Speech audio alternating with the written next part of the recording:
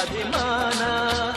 ನಿಮ್ಮ ಆಶೀರ್ವಾದದ ಬಲದಿಂದ ನಾ ಪಡೆದೇ ಬಹುದೊಡ್ಡ ಸ್ಥಾನ.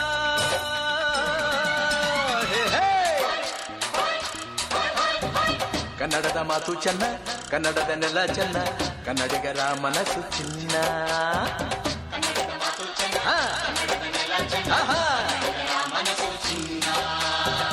ಇಂಥ ಭುವಿಯಲ್ಲಿ ನನ್ನ ಜನುಮ ದೊರಕಿದ್ದೆ ಪುಣ್ಯ.